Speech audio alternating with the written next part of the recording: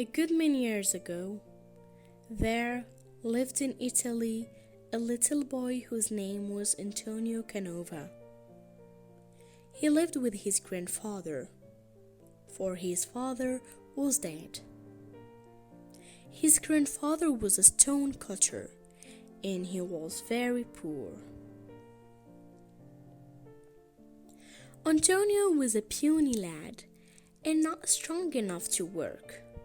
He did not care to play with the other boys of the town, but he liked to go with his grandfather to the stone yard.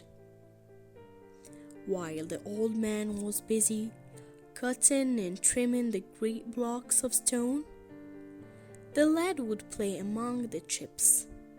Sometimes he would make a little statue of soft clay. Sometimes he would take hammer and chisel and try to cut a statue from a piece of rock. He showed so much skill that his grandfather was delighted. "The boy will be a sculptor someday," he said.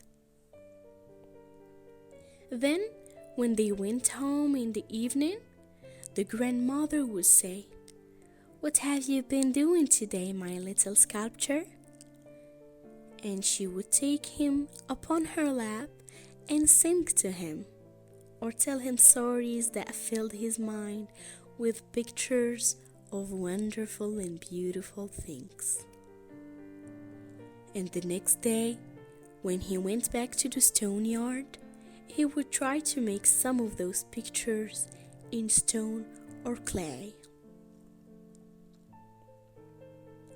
There lived in the same town a rich man who was called the Count.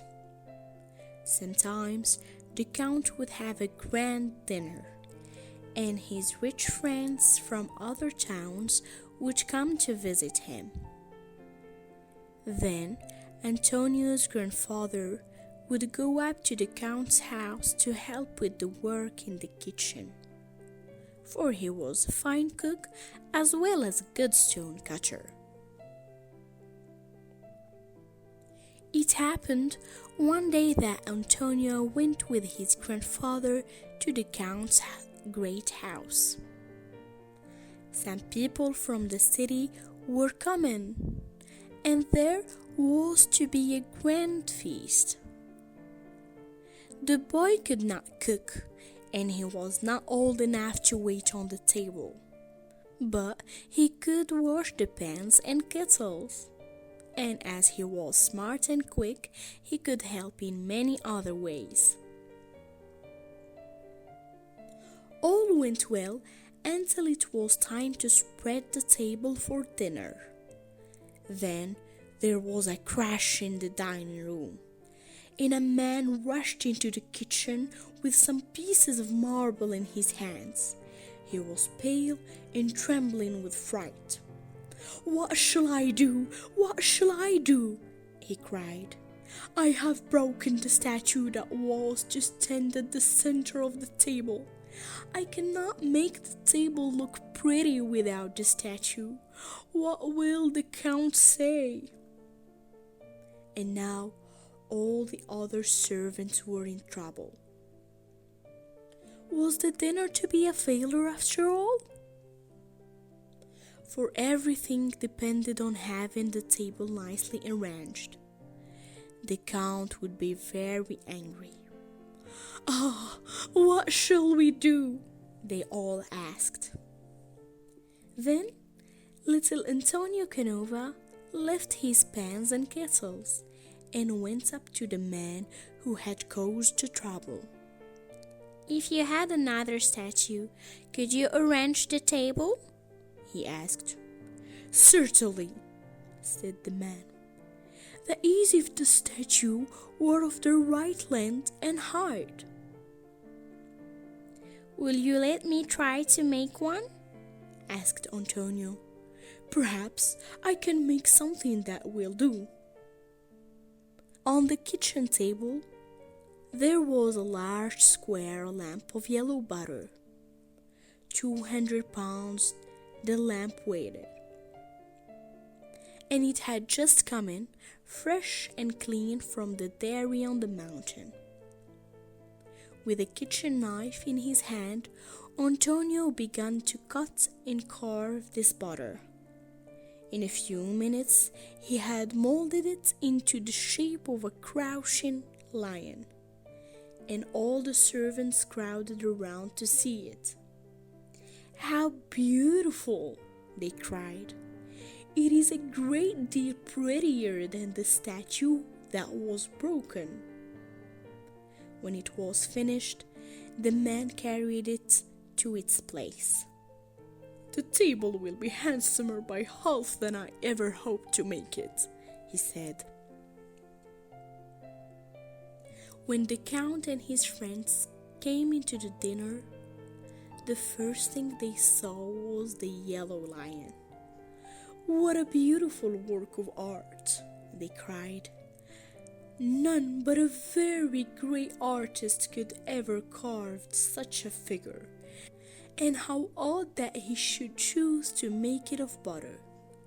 And then they asked the Count to tell them the name of the artist. "Truly, my friends," he said, "this is as much of a surprise to me as to you." And then he called to his head servant and asked him where he had found so wonderful a statue. "It was carved only an hour ago by a little boy in the kitchen," said the servant. This made the Count's friends wonder still more, and the Count bade the servant call the boy into the room. "My lad," he said, "you have done a piece of work of which the greatest artist would be proud. What is your name, and who is your teacher?" "My name is Antonio Canova," said the boy, "and I have had no teacher but my grandfather, the stone cutter." By this time, all the guests had crowded around Antonio. There were famous artists among them, and they knew that the lad was a genius. They could not say enough in praise of his work. And when at last they sat down at the table, nothing would please them but that Antonio should have a seat with them. And the dinner was made a feast in his honor. The very next day, the Count sent for Antonio to come and live with him. The best artists in the land were employed to teach him the art in which he had shown so much skill.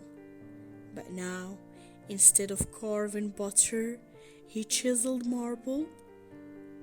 In a few years, Antonio Canova became known as one of the greatest sculptors in the world.